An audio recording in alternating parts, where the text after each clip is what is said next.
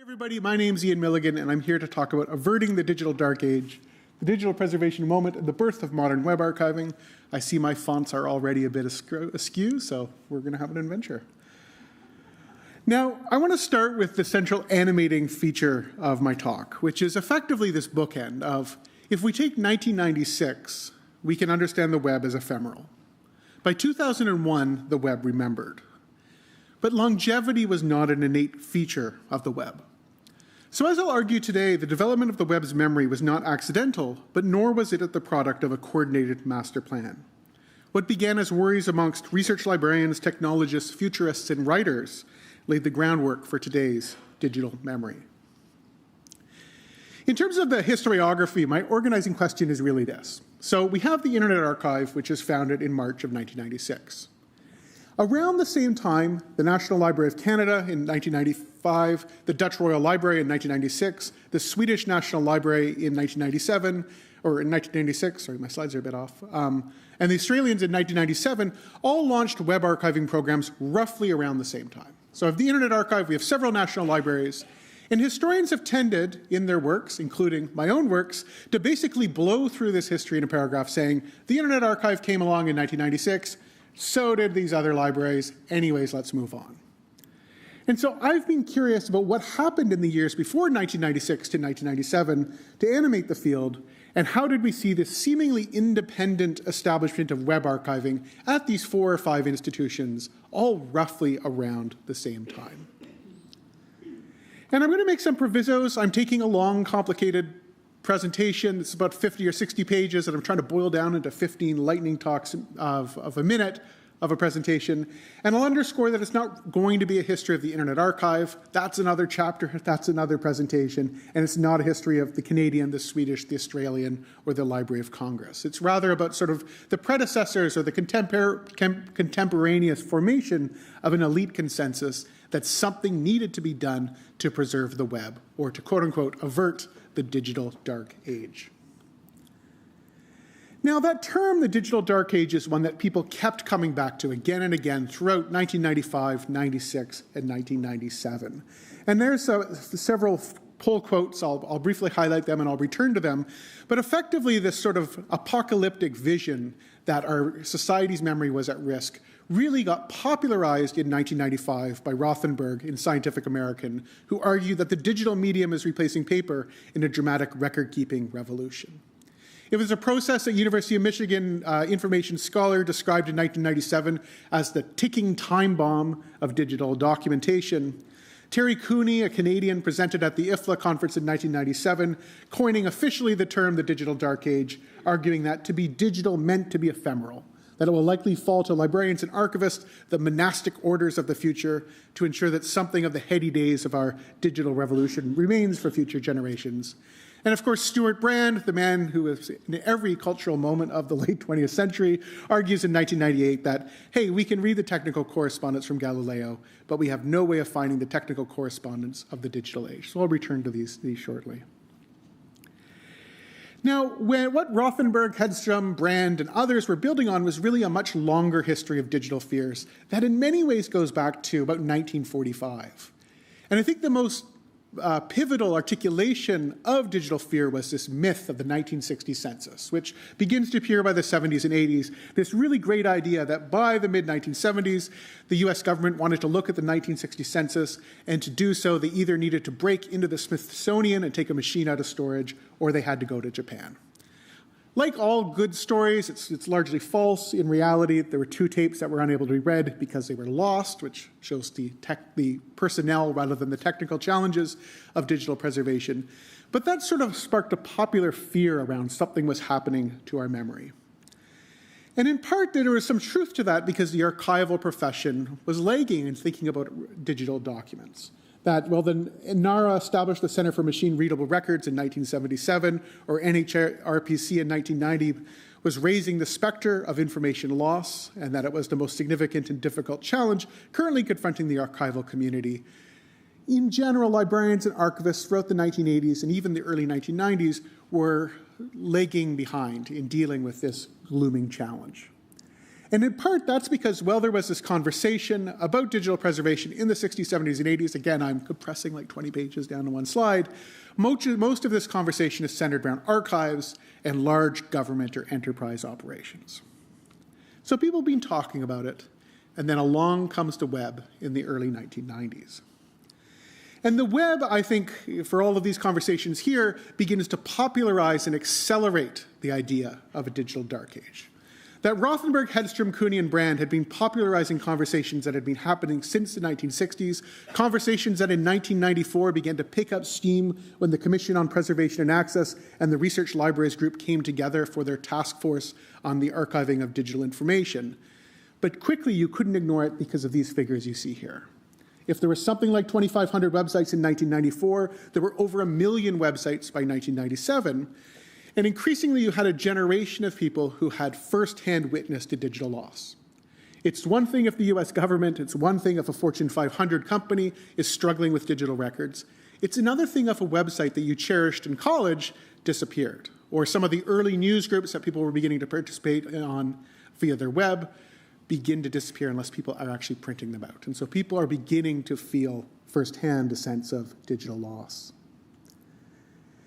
Now, it's all somewhat ironic that the web, which accelerates our fear of digital loss, is itself an inherently forgetful medium. And it's compounded in its irony by the fact that the web is the largest scale implementation of hypertext. That Vannevar Bush's famous 1945 Memex article, which was articulated in The Atlantic, was an idea. Even the name Memex itself is Memory X, or Memex instead of index, and a proposed solution to information abundance.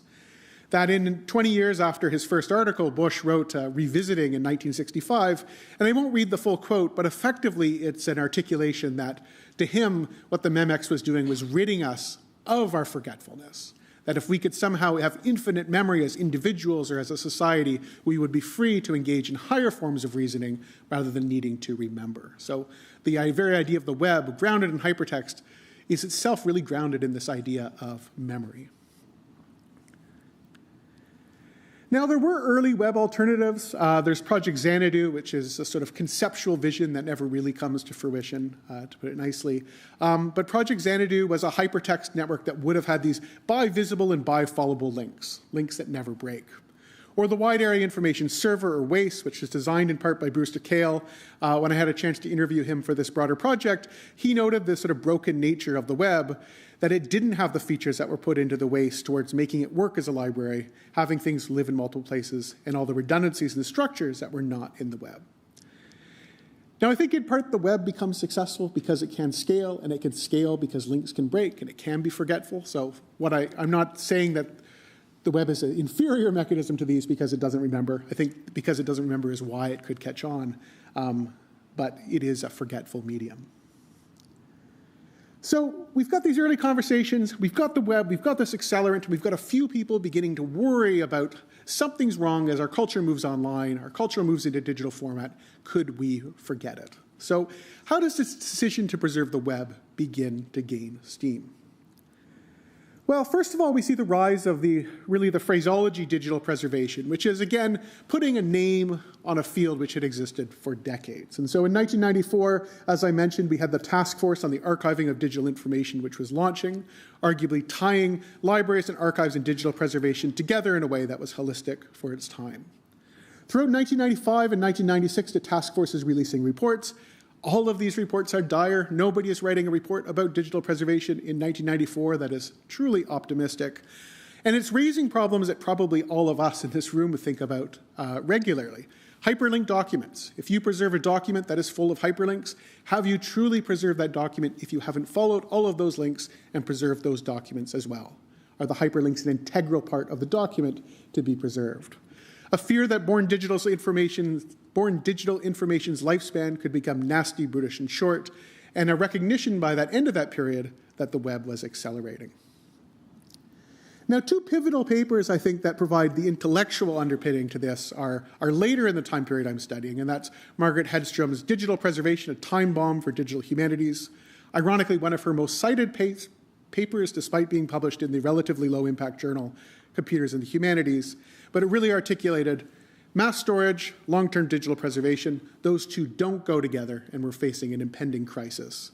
And Terry Cooney, who presented at the IFLA in 1997, really formally, I think, coining the digital dark age phrase. Again, hundreds of people probably came up with that idea independently of each other, but that noting that libraries which seek out materials on the internet are going to quickly discover the complexity of maintaining the integrity of links and dealing with dynamic documents. So we have these currents, but you'll notice up to now they've been pretty academic in nature.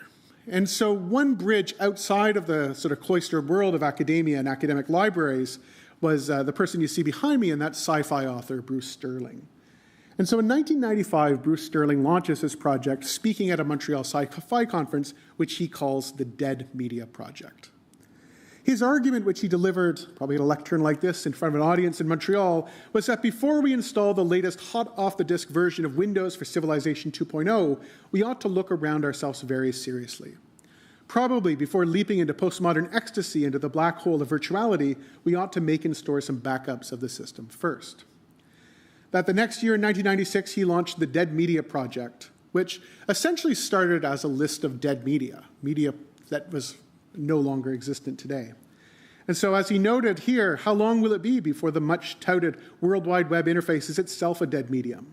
And what will become of all these billions of thoughts, words, images, and expressions poured onto the internet? Won't they vanish just like the vile lacquered smoke from a burning pile of junked Victrolas? Sterling and a few others, which I'll talk about briefly here and have explored in my broader work, are really helping to sort of translate this fear of digital preservation, this fear of digital loss to a broader, more popular audience, and helps to popularize the challenge facing our society as we confront digital obsolescence. And so we then enter one person who very briefly is all over the world of web archiving and then very quickly is never around the world of web archiving. And that's Nathan Myhrvold, who's Microsoft's chief technology officer. Himself a very interesting story. He's now like a celebrity chef. And he becomes interested in this problem.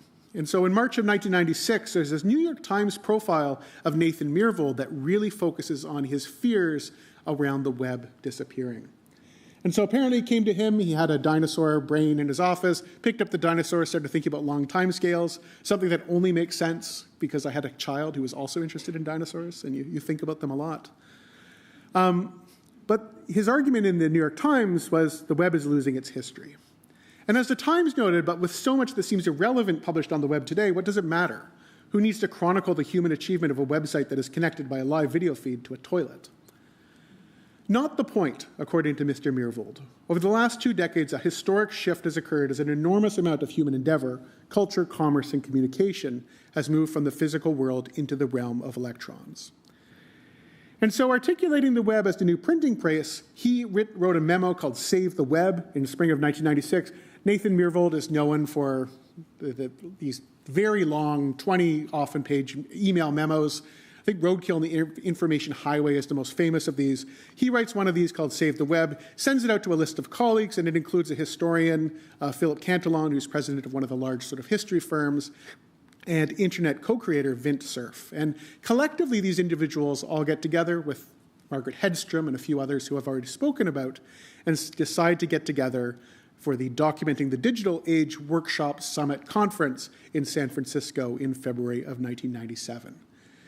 For historical conferences go, it's rare to have sponsorship. In this case, it was supported by NSF, MCI, and Microsoft. It's a series of pre-circulated papers that were all put together for the National Science Foundation. Brewster Kahle came. I'll close with him and the Internet Archive, but really stressing the need to move quickly. That if they don't move now, they don't get off their butts, that information is going to be lost.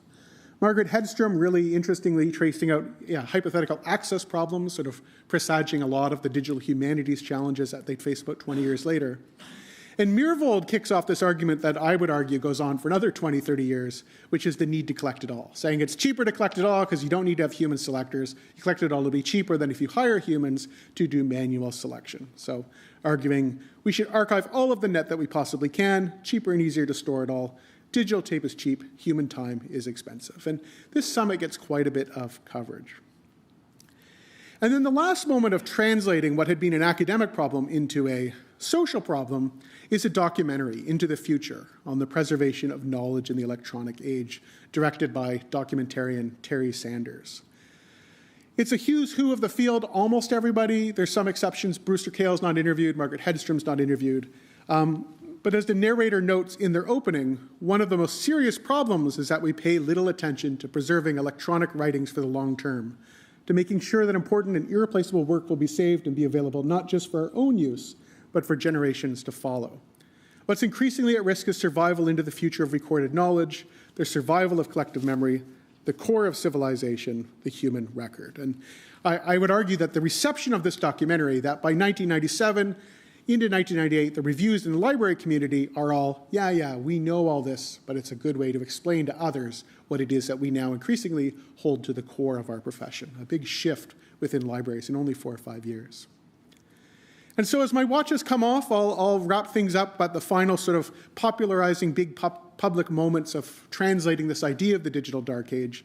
And that's in February 1998 at the Getty Art Institute with the Time and Bits conference. So it's many of these people coming together: Brewster Kahle, Bruce Sterling, Stuart Brand, Brian Eno, the musician, Kevin Kelly, the Wired editor, Jaron Lanier, the VR pioneer, Doug Carlston, Howard Besser. They come together, and here we begin to see them articulate the idea not just of a digital dark age, but of the potential for a golden age of memory. As Stuart Brand, who's always an eloquent writer and speaker, argues, preservation goes fractal, infinitely branched instead of centralized. Yet this leaves the question, is the net itself profoundly robust and immortal, or is it the most ephemeral digital artifact of all? That, as he points out, Brewster Kahle pointed out that one of the peculiar things about the net is that it has no memory. It's as if it's now the main event for civilization. We've made our digital bet. Civilization now happens digitally, and it has no memory.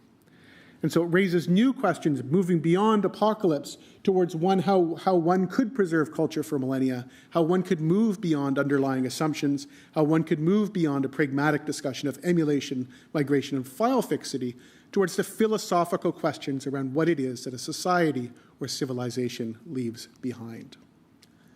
So in my last 30 seconds, what does it mean? Through this period, we really began to see a consensus that digital preservation matters. It could not just be the purview of a handful of corporate librarians and governments, but would require large-scale interdisciplinary collaboration. There could be a digital dark age, but there could be a digital golden age of memory. And the next step would be to actually do it, to build the memory infrastructure of the web that could preserve it at scale and provide access to it. And that would be the bridge to another paper that I could present on, which would be the history of the Internet Archive, because of course by 1997, the Internet Archive had already begun to answer that question. And the participants actually left the conference. They went to the Presidio in San Francisco. They went to the quote-unquote little house on the prairie that the Internet Archive and Alexa were housed at that time, went in there, saw these jukeboxes of tape-mounted machines harvesting the web, and began to realize that the golden age might even be upon us. So with that, I'll say thank you very much. If you're curious, I have an open access book coming out in December, Averting the Digital Dark Age, how archivists, librarians, and technologists built the web of memory. I don't have a cover, and it's not going to cost you $50. So you can always hear more about it. So thank you very much.